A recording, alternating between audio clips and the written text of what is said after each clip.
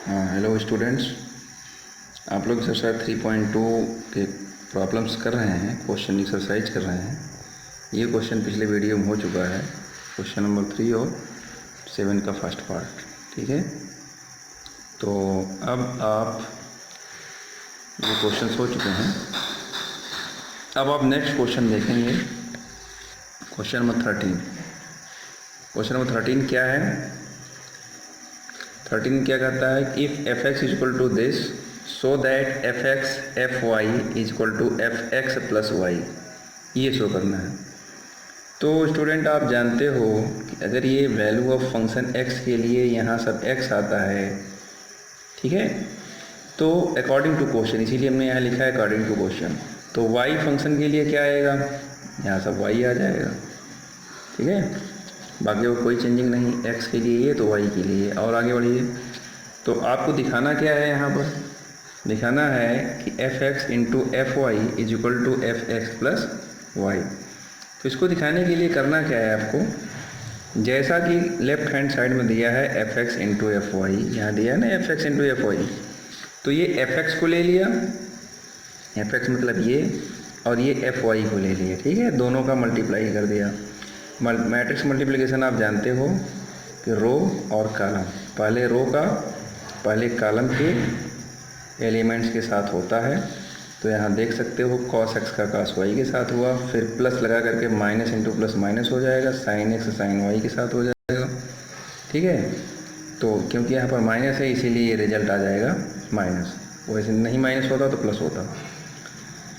तो इस तरीके से ये हुआ।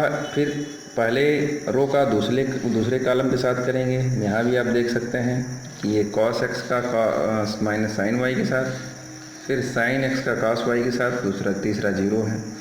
और इसी तरीके से फिर आप पहले रो का तीसरे कॉलम के साथ करेंगे तो जीरो ही आ जाएगा, ठीक है। तो इस तरीके से आपको फंक्शन मिल गया मल्टीप्लिकेशन का। और यहाँ पर ये फार्मूला आप जानते हो cos X cos Y minus sine X sine Y cos X plus Y होता है। अगर इसमें माइनस कॉमन ले लेंगे तो ये पूरा का पूरा फंक्शन क्या बन जाएगा? प्लस में बन जाएगा। तो साइन एक्स प्लस वाई का फार्मूला बन जाएगा, क्योंकि अब माइनस कॉमन लियो इसलिए माइनस यहाँ आ गया, ये जीरो ही है। सेम लाइक यहाँ भी sign A cos B cos A sine B, sign A plus B का फार्मूला बन गया। यहाँ पर cos A cos B minus sign A sine B, तो ये फार्मूला बन गया कॉस एक्स प्लस वाई का, ठीक। बाकी ये जीरो है, 0 0 1, ठीक है।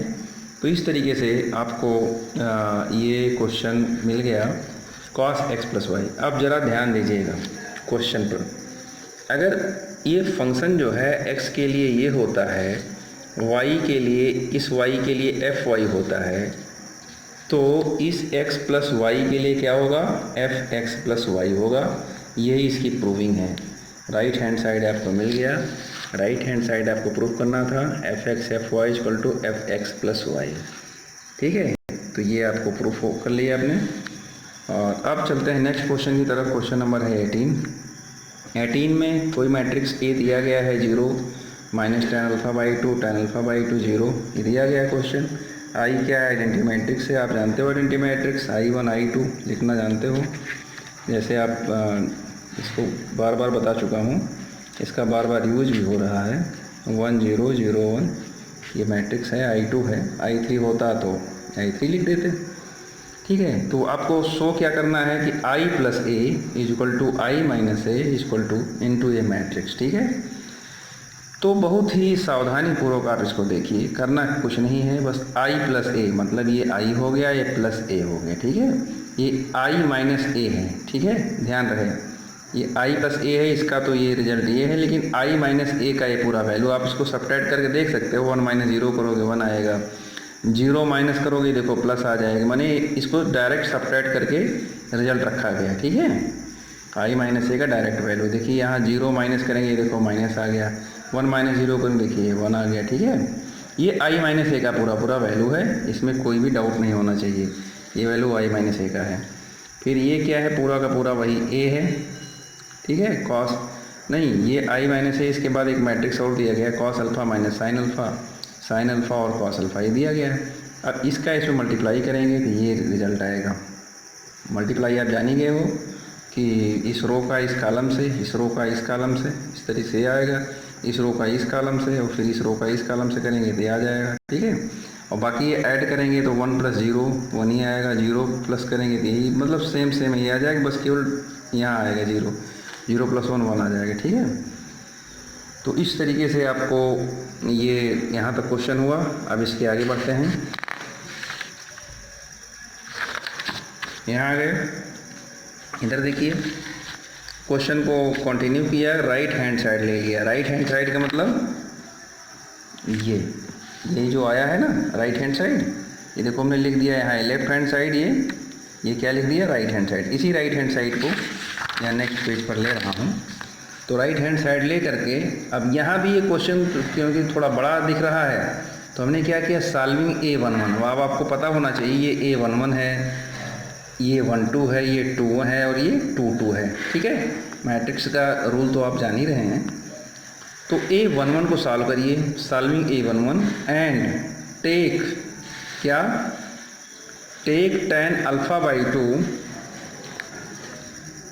And take tan α/2 = t। ध्यान रहे टेक α/2 = t लेना है आपको, तो ध्यान से समझते जाइए। अब आपको यहाँ पर ये दिखाई दे रहा है 1 - t² कहाँ से आ गया भाई। अब आप इसको देखिए, यहाँ cos α दिया गया है। अब आपको यहाँ मैं लिख के बता देता हूँ, cos α का फार्मूला क्या होता है, 1 - tan² α/2 अपान 1 + tan² α/2, ये फार्मूला होता ही है। अब यहाँ sin α भी आया हुआ है, तो sin α के लिए ये फार्मूला यूज करिए, sin α = 2 tan α/2 अपान 1 + tan² α/2। तो ये दोनों फार्मूले के लिए आप यूज करिए। इसी फार्मूले को यूज करते हुए आपको ये मिला है, क्योंकि अब α/2 को आपने t ले ही लिया, तो cos α 1 - t² अपान 1 + t²। देखिए जहाँ जहाँ cos α है वहाँ ये हमने यूज किया है, और जहाँ जहाँ sin α के लिए जहाँ आएगा वहाँ पर ये फार्मूला मतलब 2t अपान 1 + t² यूज कर देंगे, ठीक है। देखो 2t अपान 1 + t² यूज किया, सॉल्व किया, ये आ गया। A12 को सॉल्व किया इसी तरीके से, ये वाले एलिमेंट्स sin α है तो आप समझ सकते हैं यही फार्मूला रखा जाएगा शुरुआत में। फिर tan α/2 है तो t रखेंगे, और फिर उसके बाद cos α है तो ये वाला फार्मूला रखा जाएगा। ध्यान समझते चलिए, कोई प्रॉब्लम है नहीं। इसी को बस LCM लिया, सॉल्व किया तो ये -t मिल गया, ठीक है। सॉल्विंग A21 क्या है, ये है α/2 cos α sin α। तो 21 को सॉल्व करते हुए हमने देखा कि ये t है तो tan α/2, ये cos α का वैल्यू है और ये sin α का वैल्यू है। सबको सिंप्लीफाई किया तो यहाँ t आ गया, ठीक। तो सॉल्विंग A22 को सॉल्व किया तो A22 क्या है, ये लास्ट है tan α/2 यानी t, sin α का वैल्यू, cos α का वैल्यू। तो sin α और cos α के वैल्यू को यहाँ रखते हुए, ये sin α का वैल्यू है इतना, आप देख सकते हो ये इतना sin α का वैल्यू है, ये cos α का वैल्यू है। सॉल्व किया तो ये भी बना गया। तो इस तरीके से राइट हैंड साइड का जो रिजल्ट है, ये जो रिजल्ट है ऑन सॉल्विंग, ये क्या कैसा सोल्यूशन है, ये कोई मैट्रिक्स का तो है नहीं, ये क्या है, ट्रिग्नोमेट्रिक सोल्यूशन है। ये ट्रिग्नोमेट्रिक सोल्यूशन है, ठीक है। तो ट्रिग्नोमेट्रिक सोल्यूशन जिसको फार्मूला पता है वो तो बहुत आसानी से और कई तरीके से सॉल्व हो सकता है। तो ये रिजल्ट आपको मिल गया। राइट हैंड साइड का t का वैल्यू रख दीजिए। अब आपको पता होना चाहिए, पिछले पेज पर आपको लेफ्ट हैंड साइड प्रूफ लाना था, ये 1 और 1 आ गया, ये माइनस का tan α/2 प्लस का tan α/2 आ गया, और आप देख सकते हो यही सारा वैल्यू आ चुका है, ठीक है। क्वेश्चन नंबर 19 अब हम लोग देखेंगे। क्वेश्चन नंबर 19 थोड़ा वर्ड प्रॉब्लम है कि a trust fund has ₹30,000 that must be invested in 2 different types. ये क्वेश्चन है, इसको क्वेश्चन को बढ़िया से पढ़ लीजिए। इसके 2 पार्ट हैं, एक पार्ट है कि जो इंटरेस्ट 1800 रुपये मिलता है, दूसरा पार्ट है जो इंटरेस्ट 2000 मिलता है। दोनों पार्ट के लिए अलग अलग आपको सॉल्व करने हैं, इसको आप समझिए। तो हमने क्या किया क्वेश्चन में, जो 2 फंड थे, दो टाइप के फंड थे, तो पहले टाइप के बॉन्ड को हमने क्या मान लिया, x रुपये मान लिया, और दूसरे टाइप के बॉन्ड को क्या मान लिया, 30,000 माइनस x। वो हो ही जाएगा नॉर्मली, जब आप एक x मानते हो दूसरा 30,000 माइनस x हो ही जाता है अकॉर्डिंग टू क्वेश्चन। तो क्वेश्चन क्या कहता है, मैट्रिक्स मल्टीप्लिकेशन से सॉल्व करने की बात कर रहा है। देखिए यूजिंग मैट्रिक्स मल्टीप्लिकेशन, तो भाई मैट्रिक्स मल्टीप्लिकेशन के रूल से जब आप इसको सॉल्व करते हैं तो जो x 30,000 माइनस एक्स है ये इस मैट्रिक्स का, और ये 5% क्या दिया है, 5% दिया है। दोनों बांडों का जो परसेंट है एक 5% पर देता है, दूसरा 7% पर देता है, और रुपए उसको 18 से इंटरेस्ट में मिलता है। तो जब दोनों का मल्टीप्लाई करेंगे तो मल्टीप्लाई करने पर रिजल्ट आपको क्या प्राप्त होगा, ये प्राप्त होगा। On solving you can get x equal to 15,000 रुपये। तो सेकेंड टाइप बांड क्या होगा, 30,000 माइनस 15, क्योंकि एक टाइप को आपने क्या माना है, 30,000 माइनस एक्स माना है, तो माइनस एक्स करेंगे, माइनस 15,000 करेंगे तो 15,000 मिल जाएगा। मतलब ये समझिए कि दोनों बॉन्ड इक्वली आएंगे, 15,000 के आ जाएंगे। ठीक है। क्वेश्चन नंबर 21 देखिए। क्वेश्चन नंबर 21 भी बहुत बढ़िया क्वेश्चन है। एक्स वाई जेड मैट्रिसेस दिए गए हैं, इनके सब ऑर्डर दिए गए हैं। ठीक है। तो respectively choose the correct answer. 21 और 22 दोनों एक टाइप के हैं, लेकिन 21 थोड़ा बढ़िया क्वेश्चन है।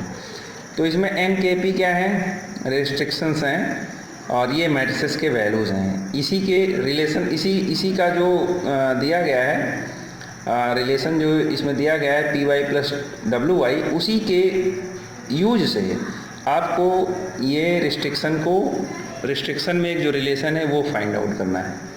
क्या आएगा क्या नहीं देखते हैं।